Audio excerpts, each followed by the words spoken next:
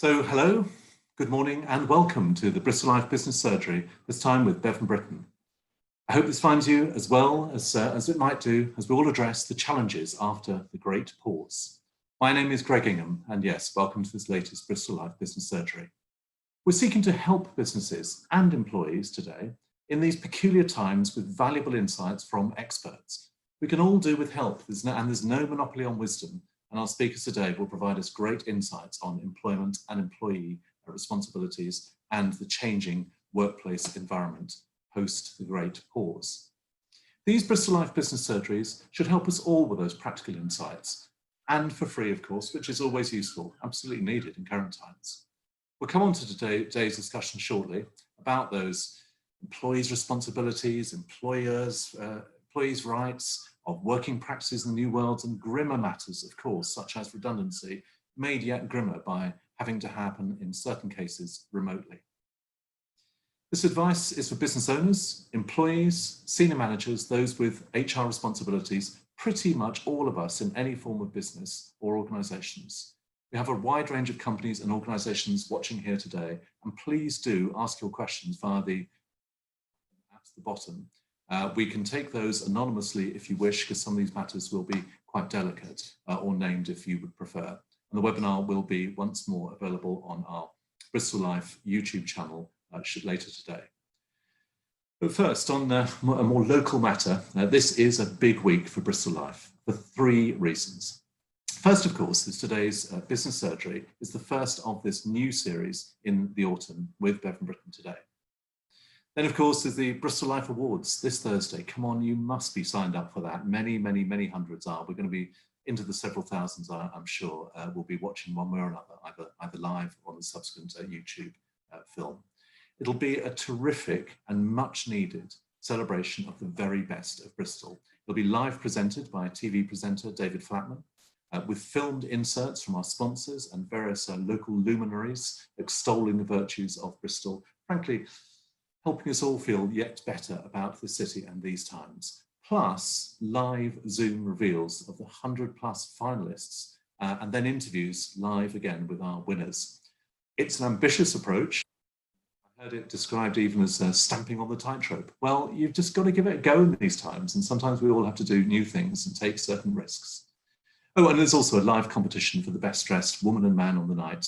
People will be dressing up and having domestic gatherings whilst adhering, of course, to the rule of 6. But they'll be glammed up because that's what the awards are in part, and this is an excuse once more to dress up. I do want to thank our sponsors, led from the front by our headliners Marsh Commercial, plus our platinum sponsor Data Sharp, and I'm going to list the others, and I'll explain why briefly.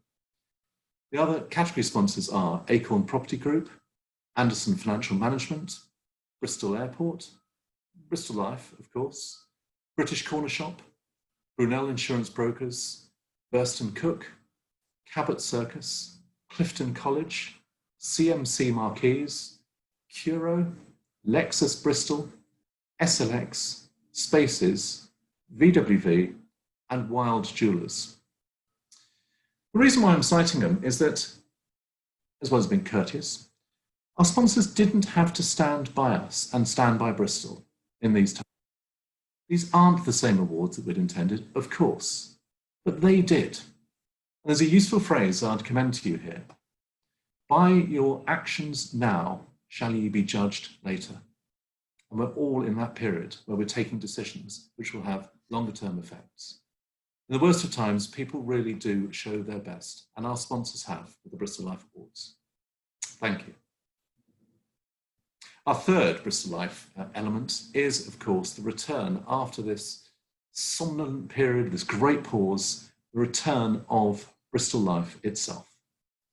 This Friday, that's all, just that small thing. We are absolutely delighted to be back, delighted with the support which we've had.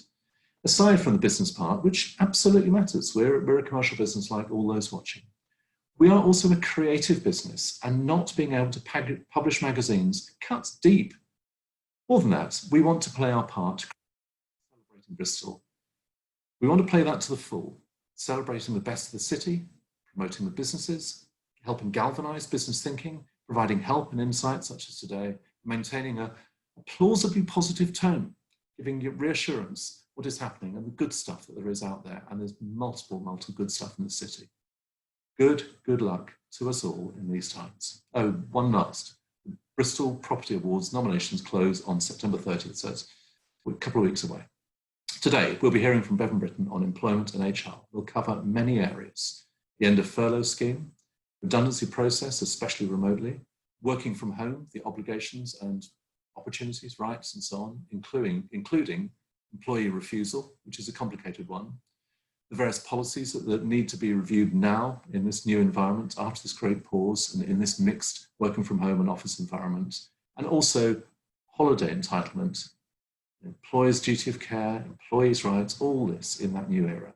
I'll be interviewing two speakers on your behalf from Bevan Brittan, and please do ask, as I mentioned, your questions using the Q&A button. They are, and if they would like to step forward virtually, Julian Hoskins, partner at Bevan Brittan and a qualified barrister and solicitor who's been advising employers in both private and public sectors on all aspects of contentious and non-contentious employment law for 25 years. He's ranked in the top tier. There's Julian. Good morning. Hello. He's ranked in the top tier of practitioners by the two legal directories, the Legal 500 and Chambers, and leads the largest employment team in the Southwest. Clearly, a great practice for us to be talking with, engaging with today and getting insights. And also Rachel. Good morning, Rachel. Hello. Good morning. An employment solicitor at Bevan Brittan, highly experienced in providing complex legal advice as well as day-to-day HR guidance and support to businesses of all different sizes. So Julian, if we may, and welcome again, let's talk about Bevan Brittan and treat it almost as an element of not quite a case study, but as a backdrop to our reflections about employment. So how has this practice been emerging into the new world? For example, how many are typically working in the office now? Well, I think like many employers in professional services, we've taken the view that we certainly don't need to force people to come into the workplace. So at the moment, what we've done is we've opened Bevan Brittan for employees for about 2 weeks ago to come in. There's an online system. We put in place the sort of relevant social distancing measures, etc. The rationale, I mean, I think the difficulty that others will be experiencing in the new world is that there are a number of people who, for various reasons, the accommodation that they live in, other pressures, really do want to come back to work. And really want to work in the workplace and really need to be back at work, and that's what we've prioritised. So in terms of take up, I would think only about 10% of our workforce have voted with their feet and decided that they want to come in, and that suits us very well. And as you've described it, I'm sure that's a pretty familiar approach for many employers, that we're all sort of taking it carefully, we're being cognizant of individuals' needs and desires, but not enforcing as yet, or enforcing is probably too strong, but firmly requiring perhaps people to be in the office. But how do you see that changing? And again, taking Bevan Brittan as an example, at the point at which you as a team, as a practice, take the view that you would wish more in, how would you attempt to encourage more of your team in? Well, I think the approach that we've taken is to start off softly, and we obviously want to see what happens with this unfortunate second wave that everyone's talking about. But our belief is that actually more and more people will want to come back in. I mean, these Zoom calls with you, Greg, are all very well, but face-to-face, I think personally, ultimately is better. And I think people are going to tire about doing things remotely, certainly in terms of our more junior staff. They appreciate that they perhaps don't pick up some of the learning that they would if they were in an office environment sitting next to someone, and also miss some of the social interaction. So we think more people will want to come back to work and want to move with that. I suspect many of us will have a similar view, but we'll come on to a tension point subsequently about if employers require people now, for whatever reason, to be in and how that's navigated. I was like, Rachel, in terms of practical, thoughtful advice, clearly you're part of Bevan Brittan, you're part of this, this decision-making process and so on. But when it comes to advising clients, what advice would you give them about the approach in the near term? Would it be as Julian has outlined for Bevan Brittan, or are there times when your clients are looking for earlier occupancy, as it were, of the office? Definitely, I think it really does depend on the type of work you do and how efficiently you can do that from home. So there's some professions where, okay, it might be better in the office, but you can cope really well from home. But there's other professions where actually you do need people there on site. And if the job is one which requires people to attend and we feel the workplace is safe, and I have worked with clients to be, I guess, slightly more robust in that it is now time to come back.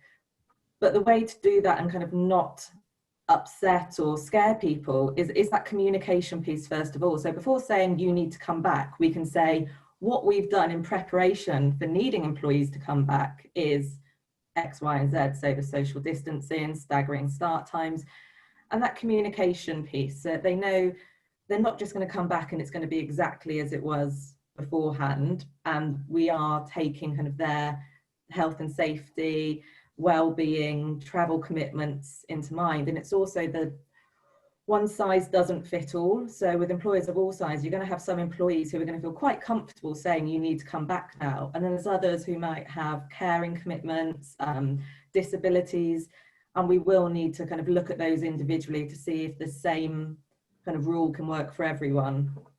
In a slightly strange way, it may be the case, at least in the near term, the culture of businesses is actually more homogenous now than at any other time, because we're all having to take this in a step-by-step process. Do you think that that's true, or is that just simply only applicable to some, and actually there's some who are behaving as toughly as ever previously?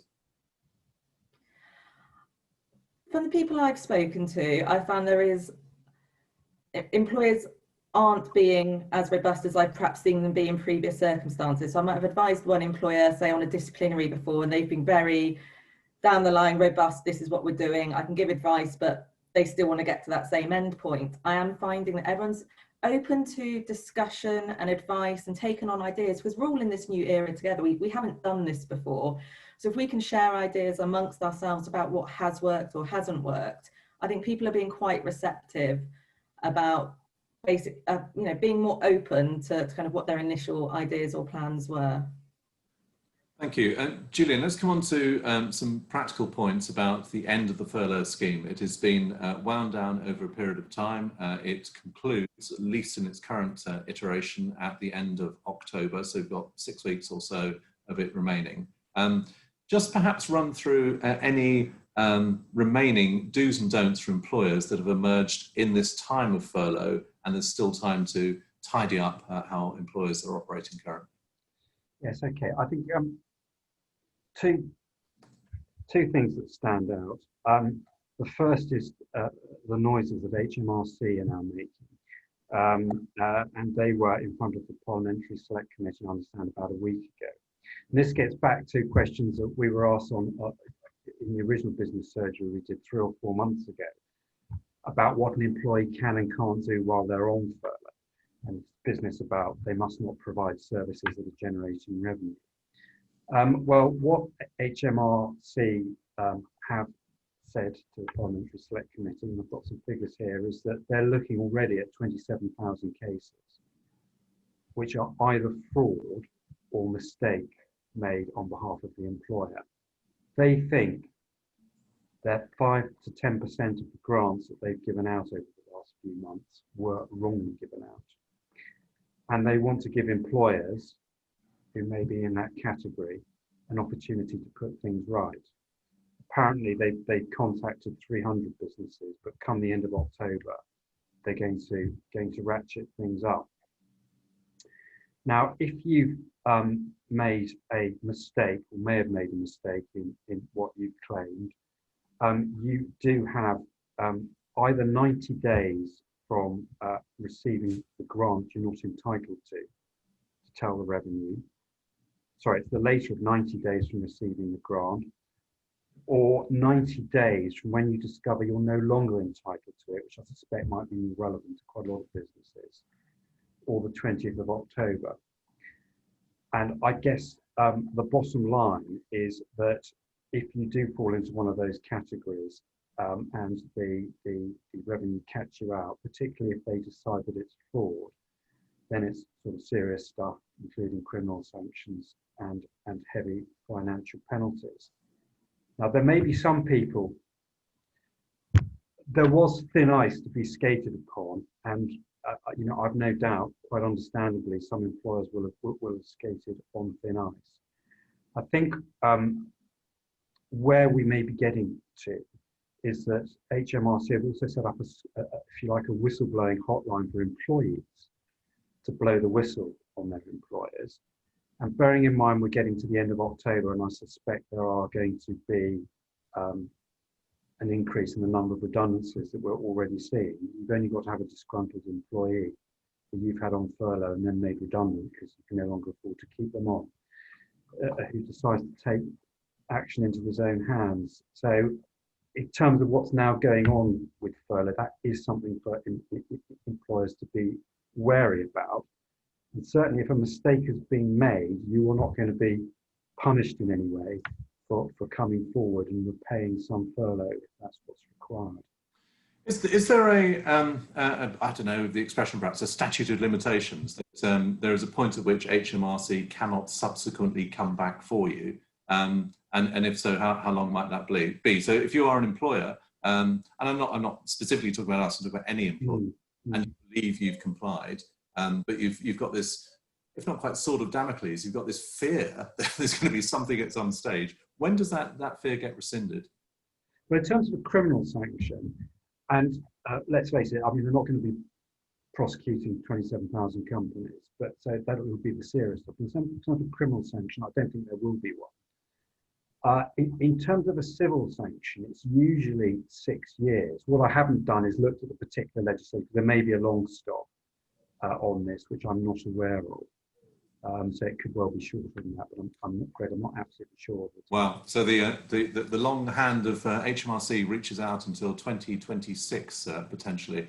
There's happy days. Have you as yet had any direct experience or requests from clients to help with any dispute with HMRC in this area?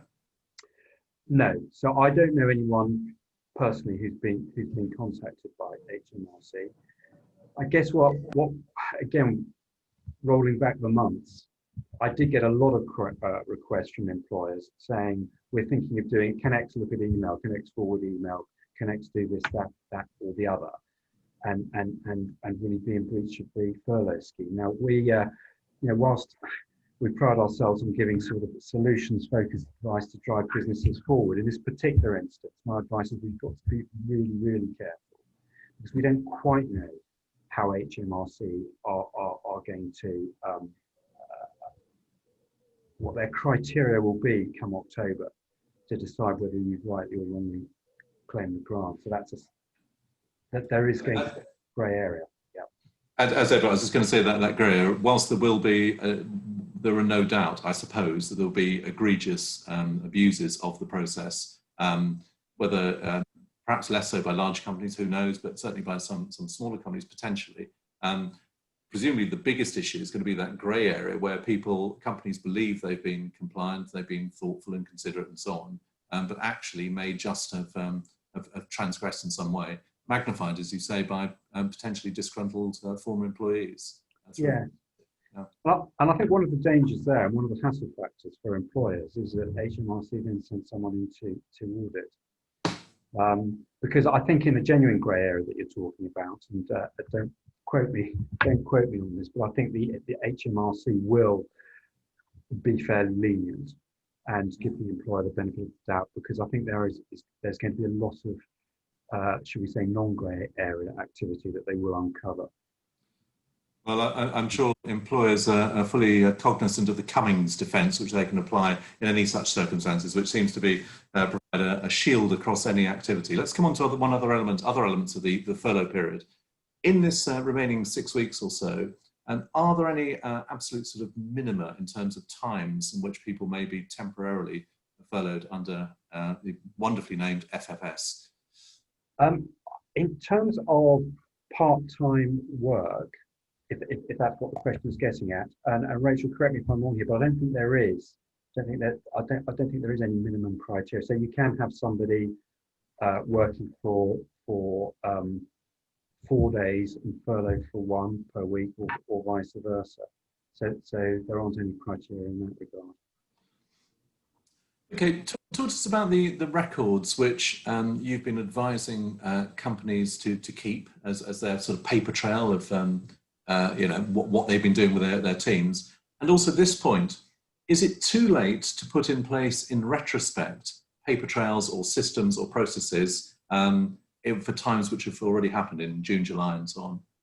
No, I don't think it is too late. No, and I think that would be a wise thing to do, just to make sure you have you've obviously had to make your application online in any event, but any paper trail that you have got in place or you can put in place, and now is a logical time to do it as well as we're ending the furlough scheme.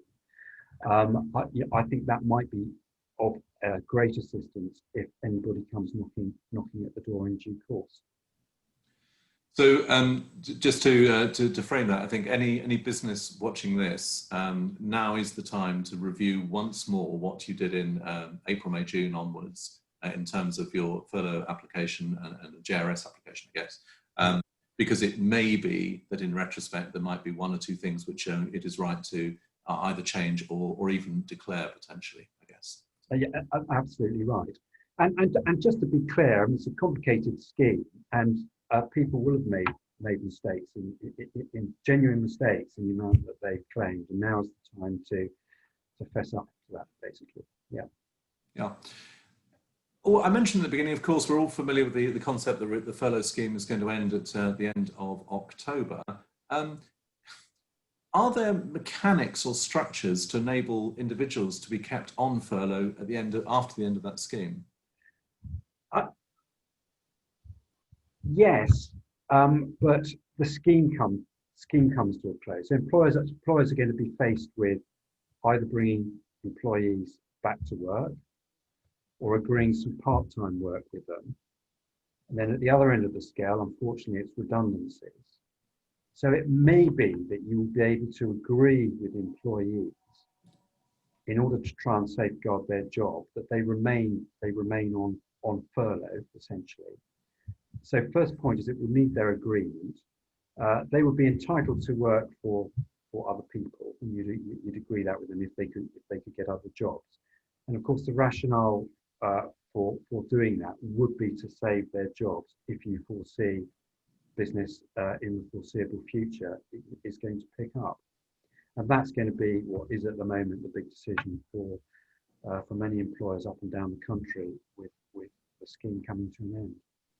Yeah, there's some tough figures out just today about, of course, the growth in unemployment. Are you, as a practitioner in this area, but as an observer too, are you expecting there to be a sizable spike in unemployment as the scheme unwinds?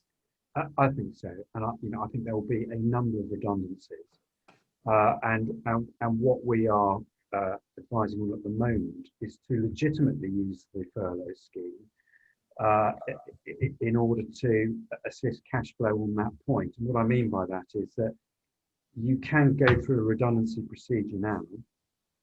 You can give notice of redundancy, and legitimately the notice pay that you're obliged to pay the employee will be paid under furlough. So the mechanics of that is the government will pay 80% of the notice pay, and you as the employer will have to pay 20%.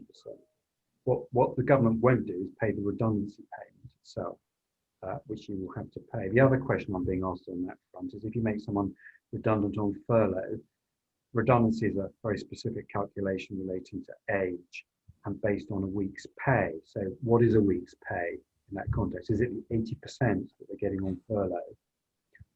Or is it the 100%, i.e. what was their pay, and it's categorically the 100%. Right. So to absolutely clarify that, irrespective of what someone has been paid under furlough or that scheme, basically the JRS scheme, any redundancy has to be on the basis as though it had been 100% of what the preceding base salary was. Yeah. Yeah, the underlying base salary, as it were. And we'll come on to a little bit, obviously, more about redundancy in just a moment. I just want to come back to this point about whistleblowing. Yeah.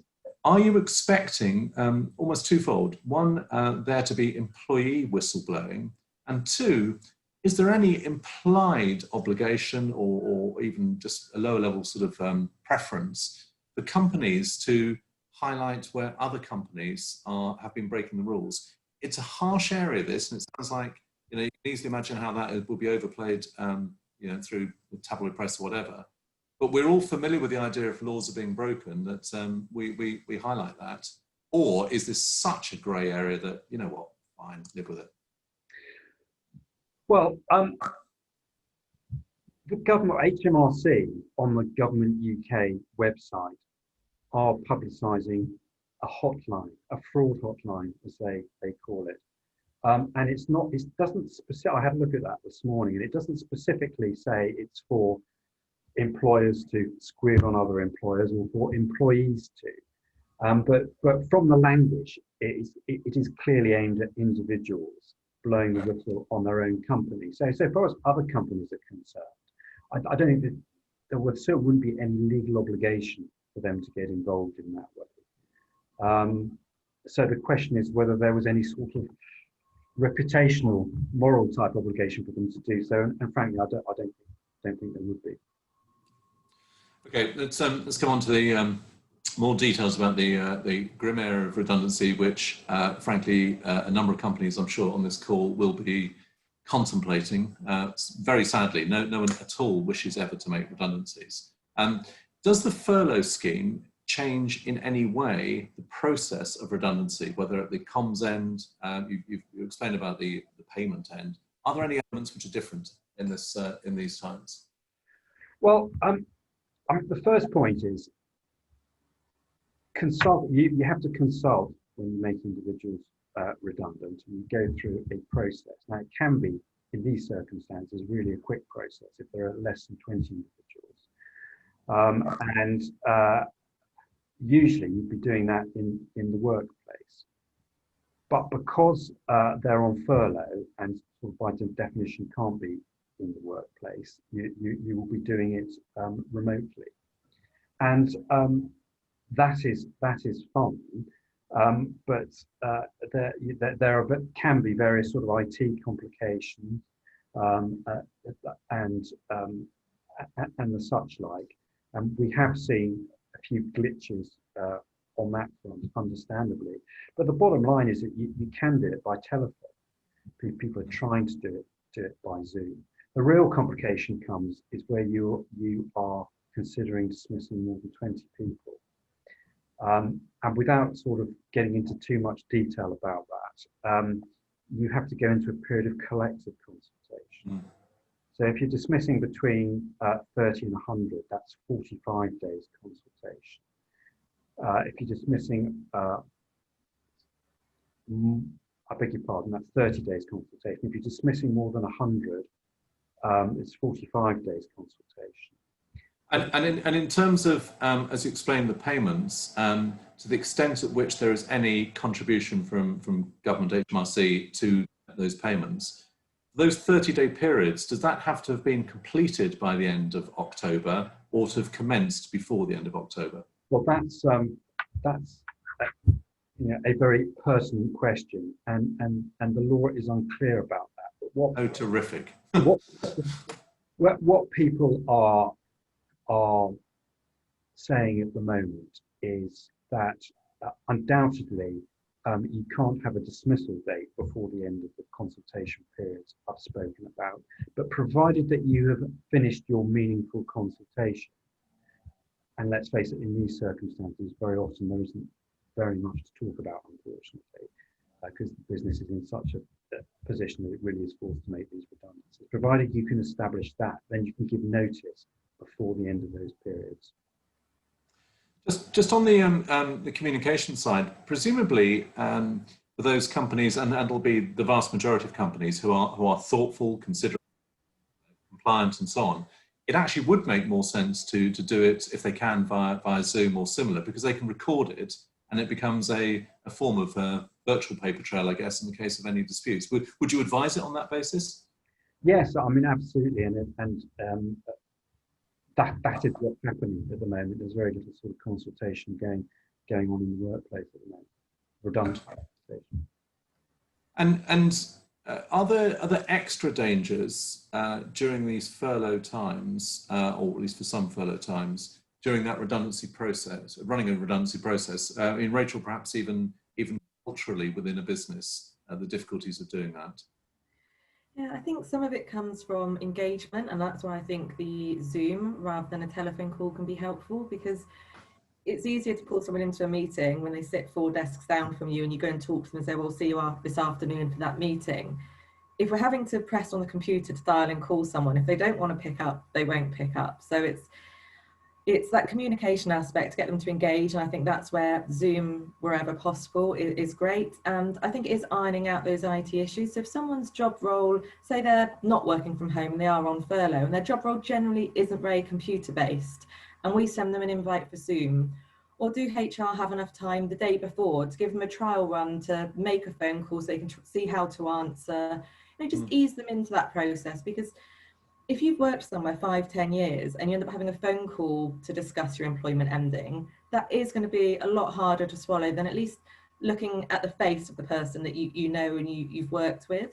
So I think there'll be less kind of appeals or claims the more personalised we can make it. And I think that's kind of one of the important aspects. And if we're sending communications via email or post, making sure, again, audit trail, read receipts, if we're asking them to sign anything, considering kind of software such as DocuSign, again, for that audit trail, and just making sure someone always knows who they can contact if they've got questions about the process. Because again, it's not a case of walking up to someone and saying, well, do you have 2 minutes? We need to make sure they still feel they've got someone they can reach out to. Yeah, very much. One specific is holiday entitlement. This is a complicated area. Say if someone who's been pretty much furloughed since March had 25 days or whatever holiday entitlement. How does it work from an employer's point of view and an employee's in terms of the holiday entitlement being paid out as part of redundancy? Can you retrospectively say there was the equivalent of X days per month during furlough, which were holiday, which therefore means that isn't then paid, were there to be redundancy? Or is it too late? Is it to give an employee notice that these days are going to be days for you to have annual leave? You have to give them twice as much notice as the length of the leave. So some of my clients have been making employees take holiday during furlough to use some up. And if we perhaps wanted them to take a week of annual leave at the start of September, we'd have had to have told them 2 weeks prior to that. And again, we'd have had to have topped up their pay for that time. Rachel, could you absolutely just clarify that point? I think it is well known, but just in case it isn't, why does pay have to be topped up in holiday time from 80%? As far as I'm aware, the furlough guidelines have been updated to confirm that people should receive that full pay, which is why some employers decided to give notice for holiday to be taken during furlough, so that they at least got the 80% and we're only having to pay out that 20%. And if people are considering doing their own, furlough scheme after October, so saying to their employees, well, will you stay on 80% pay for November, December? And the employees are a bit unsure, there's then the option of saying, well, okay, we're going to give you notice that in November, you need to take 2 weeks of your accrued annual leave. Obviously giving them the 4 weeks notice of that, and they'll get full pay for that time. So although we're having to pay full pay, we know then that they've taken some of their holiday, because what we don't want is all the employees suddenly coming back to work in January, all with absolutely loads of holiday to take and all trying to book it, and then not having them in the office when we need them. Yeah. There's been a new scheme, I've forgotten the name of it, but basically it means that there is £1,000 to be paid to employers per employee who is on the books, as it were, in January, having previously been furloughed. I'm sure it's got some more elegant name than that. Will that work? Is that material? Is that going to help? I think it'll be interesting once more details received, because it has been quite minimal in the information surrounding it. And as we know, with all of the furlough updates and guidance, there's bound to be more guidance, and it's bound to be very complicated. It depends. I think for perhaps smaller employers with employees on quite low pay, that could possibly be quite helpful. I think the larger the employer and the higher the salaries, the less helpful £1,000 per person will be. Yeah, I mean, the question which we've had from various companies is that, you know, it's nice to have, but it's not going to change a decision about whether or not to retain someone to have a sort of £1,000 bonus for retention. It's just if the logic of the company is so tough in these times, that action needs to happen, perhaps regardless of that new scheme. But we shall see. As you say, these laws are somewhat complicated and open to clarification, so we will see what the details might be. Let's come on to the point about employees at the outermost refusing to return to work. I'm sure we're in a slightly more passive, careful time, which I prefer not to, but actually it will become a refuse to in certain cases.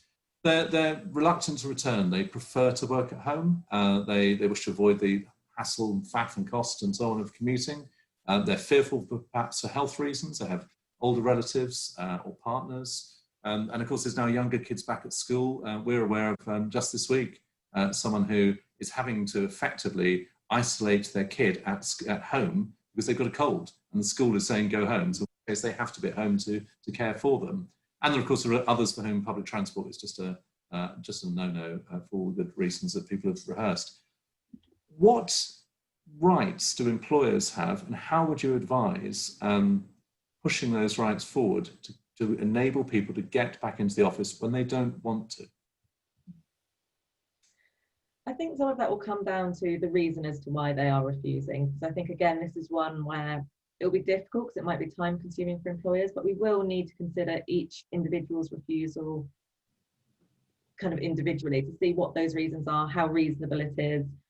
We need to have some consistency about how we're treating employees, but there is the risk that if someone's got a reasonable belief that they're in serious or imminent danger by coming to work, regardless of whether that danger is actually there or not, if they have that reasonable belief, then they could potentially have a claim against the employer if we were to kind of force them to return. So again, I think some of it comes down to the communication. So if people are fearful of coming in because of just being in a workplace and they haven't been in an office or a factory for a while, then setting out clearly what will happen when they return and hopefully easing some of that refusal. So, you know, explaining more staggered start times, I think being more flexible with people's hours, start times, finish times. Then we need to look at if someone's saying they can't come in owing to a disability. Well, again, we can't just say a blanket, no, everyone's coming back next week, we need you back. There's going to be kind of a necessary risk assessment.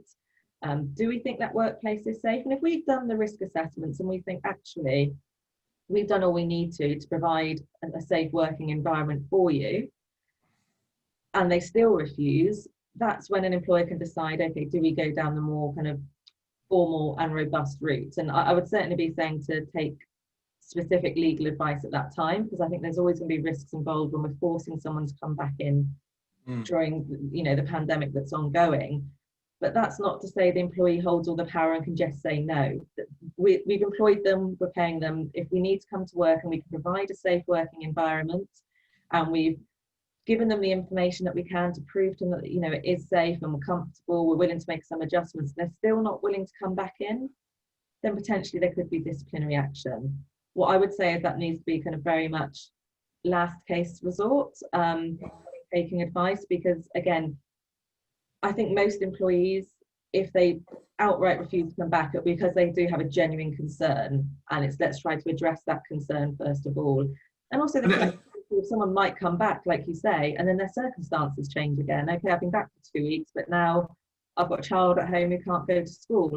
And that's what I think we'll come on to later in this discussion about having those kind of policies in place, because we're going to need to be slightly more prepared, so we're not always reacting to these situations. We're trying to second guess what may happen even once employees are back. Could I just come in there and just say, in terms of the bottom line, you've done everything Rachel's talking about, really there are two things. You can either say, well, we're not going to pay you because we've done everything we can, so we're not paying you. And the second thing is disciplinary action, but what that might be is dismissal for gross misconduct because they failed to obey a reasonable management instruction. So that's, if you like, the structure, and that's the bottom line. But as Rachel said, you'd want to take legal advice on each individual matter before you went down that route. Yeah, I mean that sounds like the nuclear option, both for the individuals concerned, but also for the culture of a company. If there are genuine concerns, I mean, the problem is it's going to be there is a grey area. And for example, this rule of 6 point, for some people that of itself is an inhibitor to going into the office, even though offices are at least theoretically exempt from that. So I would imagine there's going to be just we are all having to navigate those conversations, being thoughtful about people's concerns. But at times, you absolutely need a team to be a team. To Julian's point earlier, Zoom, of course, is great, as is Teams, but sometimes physical interactivity is what's needed. So without being over cynical about it, there will be individuals who simply should be coming back into work and don't want to come back into work. And it's those individuals, once you've taken the other steps, that actually you'll be taking tougher action. Do employers have, it's into the duty of care area, but do they have an obligation to demonstrate that their environments, their working environments are COVID safe, that they are compliant? Almost sort of proof of concept for, employees are not convinced?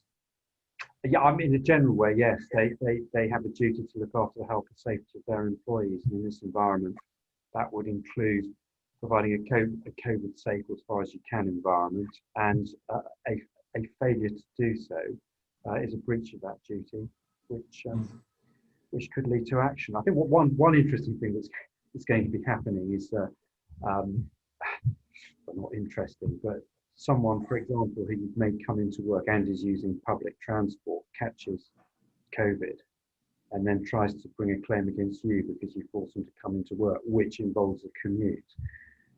But legally, how that's going to go, it's going to be pretty much impossible for them to establish that that's how they caught COVID, as opposed to socialising at home with their family and friends. But to take that example perhaps slightly differently, what about if someone had avowedly objected to being in the office? We, whomever as a company, have pretty much prompted them to do that. There's a paper trail showing they were against it, and it's someone in the office who has COVID from whom they contracted. How about in that circumstance, or is that too abstruse a concept? Well, as long as you've taken all reasonable steps, and of course it wouldn't be if you knew that there was someone with COVID in the office, which is unlikely, and you didn't take any steps. And someone else caught it, then yes, that would be difficult. But if someone has COVID unbeknownst to you in the office, then there would be no liability, providing that you've taken all the other type of steps that you should have taken. And as soon as you discover it, you inform, and it becomes isolation of those who are in contact, etc. Okay, come to the other sort of half of this. We've talked quite a bit about working in the office and that process of helping people pilot themselves back. Probably to a mixed environment. It'll be a combination of both working from home and in the office, but more in the office than currently. But back to the working from home point. What are the duty of care and obligations of employers with their teams, their individuals, and is it any different if it's working from home, say, I don't know, 1 day a week, than if it's semi-permanent for 5 days a week? I don't really see that it'd be different depending on how many days. I think we owe our employees the same level of duty of care, whether they're in the office or at home. Obviously, we don't control their home place, whereas, with the social distancing, etc. I think it's making sure that, again, they've got people to contact, we're keeping in contact with them. There's places for them to raise issues if they've got them. There's clear policies they can refer to for guidance. If they've got concerns about using our work equipment at home, if they've got any concerns, make sure we keep things such as PAP testing up to date. And if someone reaches out and says, I'm working from home, but my chair's really uncomfortable, or I'm struggling with my working space. If we're happy for them to continue to working at home, they're still kind of the same kind of desk assessments, occupational health referrals. So it's having everything open to them that would be if they were in the office, to make sure that their environment is as safe as it can be. Would you recommend, or is it potentially even slightly patronising to give a top tips from working from home, such as take breaks regularly, don't schedule back-to-back Zoom meetings, or whatever? Is that a good thing for employers to do? I think so, because I think it just shows that we are acknowledging that working from home is different, because I think some people have never had the opportunity to work from home and thought, oh, it's great. You know, it's always going to be great. You can work from home, I don't have to go to the office. I can have a break when I want. I can pop out for lunch. And in reality, quite often people always get this home working guilt when they start working from home, thinking, well, my employer can't see me. I need to make sure they know that I'm doing enough work. And you end up working perhaps longer hours, have less breaks because you don't have a colleague asking if you want to go for, a cup of tea. So I think it's helpful just to have, like you say, a bullet point checklist of, here's some ideas for how to make working from home work for you. And perhaps people sharing experiences. That's something that we've done. So people who perhaps working from home with their children at home, people who working from home and are living completely alone, perhaps sharing stories with each other about, tips about how they've made it work for them. Yeah, I mean, far be it from me to bounce you, Rachel, but how about this as a thought? Why not, branded to Bevan Brittan, create a 10 top tips of working from home and share it. We'll happily promote it through social media and so on. We all need that sort of practical help. Just a thought. Don't jump at it or whatever. Yeah, tips.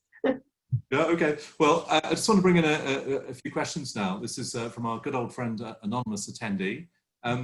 If working from home is affecting business performance and staff are refusing to return to work, is it allowable to negotiate a reduction in salary to reflect that impact, the specific impact of working from home? No, not as such. However, I think if you as a business are accepting of the position of working from home and there are productivity difficulties, that's when you may enter into negotiation with the staff for a pay reduction to reflect that for a specific period. Now, in some contracts of employment, there is a clause that enables you to do that, but it's very difficult to enforce, so I wouldn't advise that. So it's the same old thing. You just need to consult with them about the reasons for it, and hopefully get their agreement. And then if not, and it was a good sound business reason, the safest thing to do is to terminate the contract bizarrely and offer them another contract with the reduced salary. I mean, presumably if it's consensual, if for want of a better expression, and the employee agrees that it's, maybe it's sort of fair if you don't have the commuting cost and time, then yeah, take a reduction on that. Then a contract can just be amended with agreement on both sides. Yeah, no problem with agreement on both sides. Typically comes when you don't get agreement, and then you have two choices: to impose it, which there are dangers involved with, or terminate it completely and reissue another contract on the other terms. It's a very specific question, but you can I'm sure readily imagine this scenario. It's from Grant McCall. If an employer follows the appropriate steps in terms of redundancy process and so on, but resigns before disciplinary and then claims constructive dismissal or discrimination, what happens with that in that case? So you've got an employee that's been taken down a redundancy. Yeah, and resigns before disciplinary and then claims constructive dismissal or discrimination. So it's a timing point about, and I don't know if that's magnified or affected at all by JRS. I don't actually think it is affected by JRS as such, but this sounds to me like a specific example of there being a redundancy situation, but also a disciplinary hearing by the sound of it, in the background as well. So if an employee resigns and claims constructive dismissal, he has to show that the employer is in fundamental breach of the employment contract. So if the employer has done the right thing in terms of the two processes that are being spoken about, they won't be in breach of contract. So any constructive dismissal claim wouldn't get off the ground. Great. Thank you, Grant, and thank you, Julian, for that. Another one from Anonymous. There's a couple of points here. As a general point, do you think more companies will stick with flexi working to avoid workplace changes? Well, I suppose that's a specific to avoid workplace changes and COVID secure. If it's flexible working, you have to have COVID secure if anyone's in the office, regardless. But do you think, as a general point, do you think more companies are going to have their teams working flexibly, combo of both working from home and in the office? Definitely. Is that your vista? And just to give you an example here, we've actually terrible timing, but we went to hot desking in about January. So that's now a bit of a nightmare because you can't share desk space without a deep clean in between. And so that has made us, if you like, press the button to encourage employees to work a bit more from home, and then they can come in once a week or whatever and just be more flexible in that way. I think employees are more confident now in employees working from home as well. People have previously been reluctant to let employees do it because they're worried about productivity or accountability. I've had people off at home working and seen that actually figures have stayed the same, clients are just as happy, and now are just more receptive to saying yes to kind of permanent requests or ongoing working from home because they've now got that faith that it can work because they've seen it work. Yeah, and I'm sure that's right also about clients. If clients themselves are working from home, they sort of don't mind their contacts, whatever, are also working from home because we're all pretty much in the same place. There's another point from Anonymous. What is the process with self-isolation and the whole sort of notification? Is it the sick note equivalent? What do you have to do, and is it any different from being ill? Yeah, so it's more kind of NHS guidance on this really, and that their website is updated regularly, because at the moment there is still this option to go onto the NHS website and get an isolation note rather than a sick note, and Okay. that's something they're trying to avoid GPs being overwhelmed. There's lots of different options here. So for example, if you've been contacted via track and trace, then that's different to if you're experiencing symptoms yourself.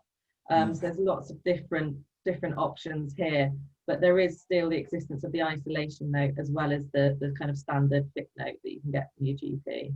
And presumably even people who are isolated, they are as able to work from home as anyone else because they don't actually necessarily have any symptoms or any illness. Absolutely. So if someone's able to work from home, then that's the most easy and straightforward way. Where there's things to consider is if someone's been told they need to self-isolate, they've been contacted by a track and trace, or they've come back from a holiday and need to quarantine, and they're perfectly well, they just can't come into work and their job means they can't work from home. That's when it's for employers to now start really honing in on their policies so they know what their position is for each of those. So some employers are saying, well, if you can evidence you've been told to isolate by a track and trace, we'll just pay you full pay sick pay during that period. Others are saying full pay for the first instance and then unpaid leave. If it's because you've booked a holiday, then you need to either book holiday to cover the quarantine time as well, or accept you'll take it as unpaid. And this is where, you know, perhaps having your policies reviewed for these new times, just so to give managers a bit of guidance for if they're getting calls from their employees. Can we we'll come on to policies, but we are coming towards the end of this hour. It's flown by. I just want to talk about, ask you to talk about a slightly broader point, which is not wholly legal, but it relates, which is the culture of companies where you've got this combination of working from home and in the office. What practical steps do you recommend to companies to help maintain, even extend the culture when you've got this sort of split approach, whereas previously it's all in one room together? I think that is a difficult question to answer because my perception is that it's been for the first 3 or 4 months, i.e. since April, we've muddled along culturally on the basis that, you know, this was all going to be on the short term. Anecdotally, I'm hearing from businesses that employees now coming back into the workplace and are a bit disgruntled. They're a bit disgruntled because they haven't had their summer holiday very often, and this sort of temporary new normal is well, becoming a little bit permanent, particularly with people talking about second waves. So I think that is an issue that a lot of companies are grappling with, the culture issue. What I don't have is any silver bullet and magic wand to say what is the best things to do, but that is something that's very much on people's mind. Thinking about it, because this, you're exactly, well, I completely agree that it is in so many companies' minds at the moment. We for these Bristol Life Business Surgeries, we should perhaps think about, and it's quite difficult to frame, but a cultural business discussion. We all face this. Let's come back to more practical and immediate points. Rachel, you touched on this already, but given all the terms and conditions and policies which employers have, and given these changed times, what would you advise that they should specifically focus on, at least reviewing if policies? I think things such as kind of disciplinary policies, or anything where there's a policy in place that sets a process that you'll follow, to whether it's amending it or having an addendum confirming how the process will work, potentially remotely, so confirming kind of timeframes for notice people get for meetings, the fact they'll be held by Zoom rather than in person. If someone is at home and they're self-isolating, whether we could allow them to have, say, a family member accompany them to a meeting rather than what we'd normally say a colleague or a trade union rep. Something else that's come up with some of my clients is that they're more nervous about employees covertly recording meetings. So obviously people used to kind of sometimes take in a mobile phone and secretly try and record a meeting that the employer didn't want recorded. I think that's done less now because people are more switched on to it. But there's that option. We don't know if we're being recorded when you're having a video call necessarily. So some people are updating disciplinary policies to include an example of misconduct as covertly recording a meeting that you've not been given permission to. I think that's something to consider. And then just simple practical things. So if someone's working from home and that they've got lots of confidential waste, we need to make sure that we know how that's going to be handled. So if someone's producing kind of quite a lot, whether we have policies that they have to attend to dispose of it in the office, whether we'll arrange for someone to collect and dispose of it. So some of that will be kind of business specific. But I think it's definitely kind of worth looking at still as if we think this is going to go on long term. And it's also, well, what hasn't worked well so far? Whilst we've been muddling through for the last 4 to 5 months, are there issues that have cropped up that we could now iron out by putting a policy in place for how we would deal with it if it happened again? So you're kind of using that experience. And are there any specific additional data protection issues? I'm thinking, the GDPR framework, but of the retention and usage of data when it comes to remote laptops away from businesses and so on. Is that an issue? There's no necessary change to kind of any of the rules or legislation, but I think there's certainly employers need to have more focus on kind of how we ensure that any data people have at home is kept securely. So for example, we've got very clear policies on what we can leave out at home, where it should be. Even if you're living with a family member, they shouldn't be able to access what you're working on. And I think some professions where we've always had some home working, policies like that have probably been in place. If home working is kind of completely new, then yeah, I would be introducing a new policy to ensure that people are very much aware of how they protect data from home. And that even though we're at home, it's still very much work email addresses, work telephone calls, not giving out personal addresses for documents to be sent to you by clients. I mean, sometimes we can't get to the office, we need them at home, have them sent to the office, and then your employer can then send them to your home address rather than kind of giving out personal information. And that is, yeah, if it's entirely new to a business, a new policy to cover that would probably give the company and the employee some reassurance. Thank you. Just one last question, really, well, for Julian, really, which is, are there any further top tips for business owners and employers that we haven't covered in this session, specifically related to emerging from the Great Pause? I don't think so. It's going to be a difficult time for all. And I guess in terms of issues with employees, it's this business about it's good to talk and it's good to engage, because not only for sort of obvious really cultural reasons, but actually in terms of legal liability and all these kind of things that we're talking about, changing terms and conditions, redundancy, etc., and not having disaffected employees who may squeal, on the HMRC hotline, it is good to talk, and it might save you some trouble down the line. Yeah, well, it's good to talk. It is indeed good to talk, and thank you very much to Bevan Brittan today, to Julian and to Rachel. And when I say good to talk, anyone watching this who thinks that they might need more profound legal advice, I am sure Julian and Rachel will avail themselves at your requirements. Please, thank you for your time and questions today. Look out for our next Bristol Life Business Club, also sponsored by Bevan Brittan, which will be coming up shortly. Remember those Bristol Property Awards as well. The nominations close on September 30th. Please get them forward. There is this trifling thing called the Bristol Life Awards this Thursday, which will be fun. We need some fun. We need some noise and energy and excitement in these times. And of course, the return of Bristol Life from this Friday. We're so pleased to be back this week and every third Friday subsequently. Our next Bristol Life Business Surgeries will include sessions on other legal issues, plus commercial property, digital strategies, office design, which is pertinent to these discussions, and recruitment and employee motivation. That absolutely is. And if your company has professional advice in any of these areas of business that can help others, please get in touch, because we all need help navigating here. This has been a Media Clash production, and this has been our latest Bristol Life Business Surgery. Thank you. Bristol together. Thank you, Julian. Thank you, Rachel. Thank you.